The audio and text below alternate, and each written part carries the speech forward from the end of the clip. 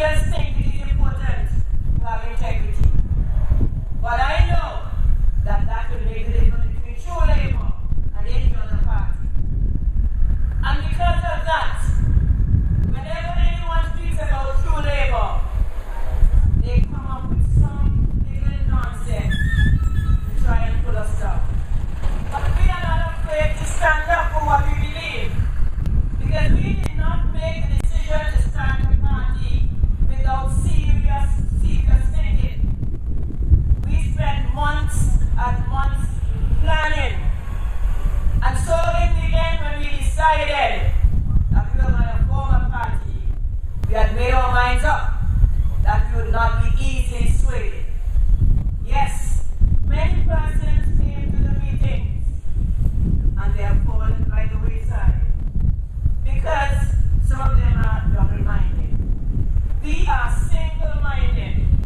We know what we believe and we work towards it. I want to remind you, my people, I want to remind you that we in Antigua are said to have short-term memory. Every time they talk about politics in Antigua, they say Antiguans have short-term memory. But I know that we don't. Because if someone does something wrong and they try to rise themselves up, there's always somebody to say, remember what that person did. We don't have short-term memory. We try to pretend we don't remember until the time comes. I'm saying to you, my people, at this 9th hour, or should I say the 11th hour, political parties are vying for your vote. And so they are coming with all sorts of little gadgets. As if your little children at Christmas time, longing for a gift.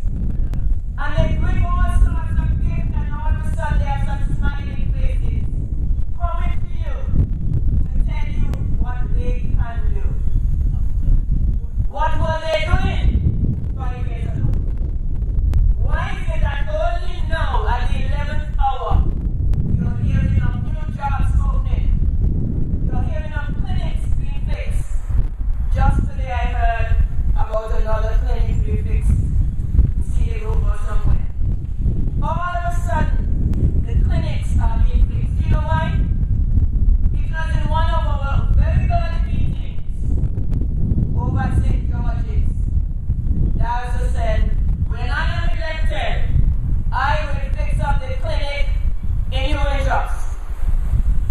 And when they realized that we were serious people and that that was a serious plan, they went and did something about it, turning it into a community center. And so John McGinley came on last week saying that he had fixed one clinic. And now I hear that there is a budget to fix a second one. So we are leading, even though we are not in government. Because when we pointed out the things that could be done, they jumped up and started doing them. The other day we said that we have to take a serious look at the security of our country. And we also said for security and protection, both daytime. And all of a sudden, Dr. Cox is up in arms about fixing this and fixing that. And the other day, he went to Brazil, seeking help for security in our country. Brazil is always having confusion. Let them fix their country. He went and signed some memorandum of agreement. We don't know what's in that memorandum. When people from Brazil speak, we don't know what they're saying. Because we speak English. They speak Spanish. And they speak Spanish. What is happening is that this UPP government is carrying us to all sorts of people who talk a different language from us. And no matter how loudly they're speaking, we don't understand. We dealt with England. We dealt with America and Canada.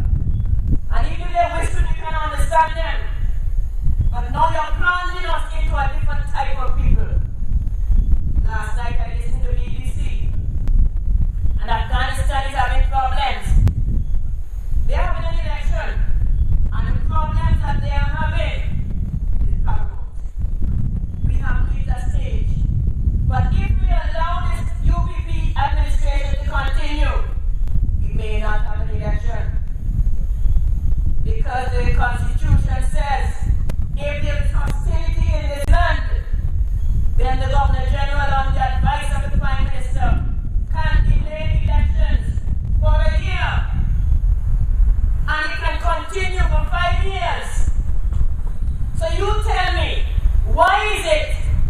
Antigua and Barbuda Labour Party is pushing people to pull Mr. Spencer down on this side. Because if there's hostility and there's confusion, Mr. Spencer can just tell the Governor General, we have hostility in the land. I cannot call election within the year. And it can go on and go on. And so I am convinced that both Mr. Brown and Mr. Bobby Spencer are playing a game with our people. I am convinced that both of them sit down and they drink and knock glasses and play the fool and have us out here quarreling while the politicians, us, people get conscious. Because they cuss in front of you, but behind your backs, they are playing and knocking glasses. We have to be careful. Tonight, one of the speakers spoke about senior citizens having to pay medical benefits because they go back to work. And we, ordinary Antiguans, are saying yes, it's right. Because we are not thinking. Most persons in Antigua work for about $3,000 a month. And from that $3,000 a month, you are given a pension as a percentage of that $3,000. And if that percentage cannot keep you, should you sit down at home? No. So you go out because the percentage of the $3,000 cannot meet your needs. And as senior citizens, many of us have grandchildren. And when they come along, we want to give them something. We don't want them begging anybody anything. Because while we were raising our children, we didn't have that much. So now the grandchildren have come along, we want to give them something. And so if we find an extra job to help to make that comfort zone for us, why should we pay? We pay in Social Security medical benefit for 40 years. The politicians pay for 10 years. And then they get their full salary as pension. And we sit back and say, it's okay. It's okay for you getting $17,000 a month as your salary. And after 10 years you retire, you get that same $17,000 a month. You don't need to work. You don't have to bother representing anybody. Because after 10 years, you are given your full salary as pension. And then you tell me and other persons who have worked for 40 years and now we are ready to retire because we don't have enough and because our houses have a little problem and so we have to fix the roof and so on. We go and get a little job to help out and you say, pay medical benefit. And our ordinary people say, it is right. Because they don't stop to think. All they see in front of them is red and blue. Red say jump, you jump. Blue say run, you run. But you don't stop to think. I also want to remind you that when your salary does not come in at the end of the month, you have to wait until the government says they can pay you. But when the politicians' money doesn't come in at the end of the month, they have an agreement that they get interest on that money. So our politicians have protected themselves by they leave us out in the dark. So imagine, when the month ends and you cannot meet the bank, and you have to make your late payments, the politicians are paid first. Otherwise, they'll be getting extra on their salaries. Can we continue to burn our country with this? No. And that is why we are saying to you that the present politicians are not concerned about our country. They are concerned about their pockets. And when we become politicians, we will make a change because it is wrong. It is burdening our country. And so the more politicians retire, the heavier burden is going to be on our country. Because we are still paying the 17 ministers who are present, and we're paying the other 17 that are retired the same salary. Can that be fair? Can that be right? No. But if you think that is bad, think of the persons who have been brought to you that you are asked to vote for, and you reject one of them, and you say, we do not want you as our representative, we want this other gentleman. And then the government says, minister. So the one who did not want becomes a minister. And after 10 years, he too gets his salary as pension. So even though the people rejected the person, the government still has the right to give that person the same privileges as the one who was elected. And you tell me that is right? No, it's not right. But we can only understand if we stop and listen and we think. And they don't know how to think. That is why there's so much music going on. Every time there's a meeting, there is this big fashion show, big thing coming on. You know why? You must not think.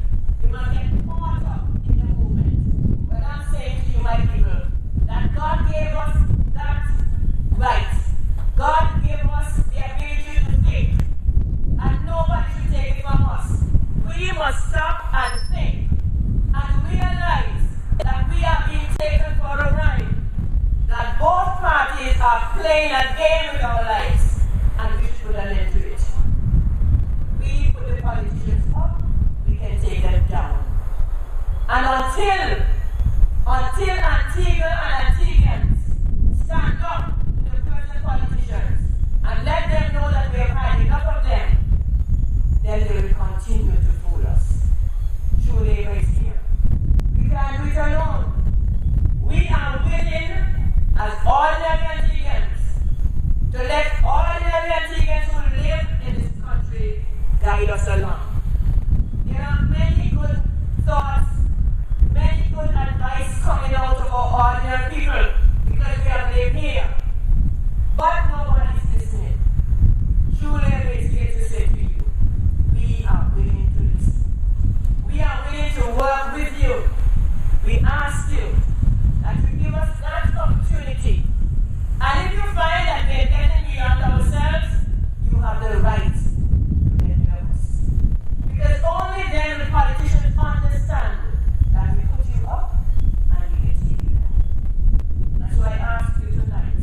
I urge you to give True Labor that opportunity. Give us that opportunity to prove ourselves. We have lived here. We have worked here. Mr. Michael just came into this country. I'm not even sure he's here for a year. He was here Labor Day last year and then he went away.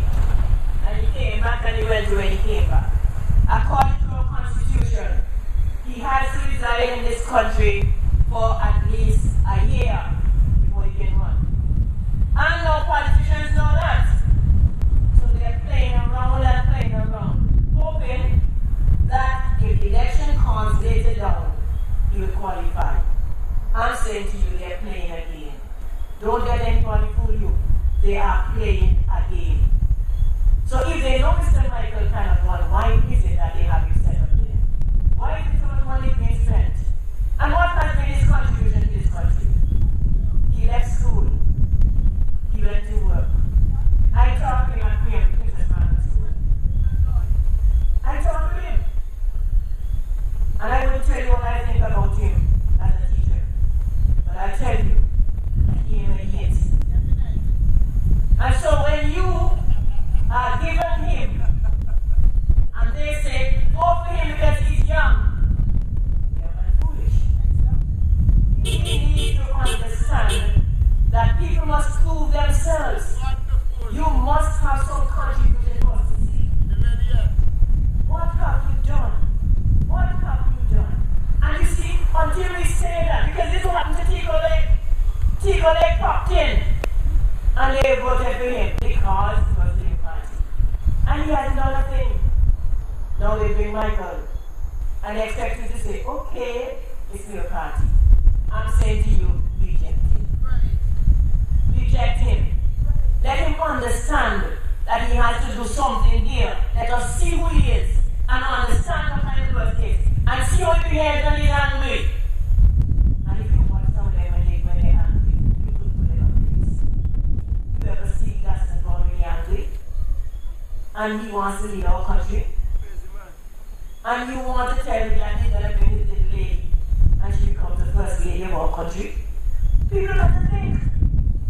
Gaston Paul the guy gets angry and uncontrollable. So you can't afford it. Baldwin does what he wants to do that more than anybody else does. His time is up. We need a new dispensation. And that new dispensation is true labor. I say to you, my people, go home and think. Meditate in the night. And put before you the three leaders of the party, Baldwin Spencer, Caston Brown, and Sharlene Warner. And ask me, which of these persons have integrity? I urge you to make the right decisions. Vote true labor. Yes, neighbor, what did you say? I vote in true labor on election day. You're not alone. Labor, I'll be right there for you. You're not alone. True labor, I'll be right there for you.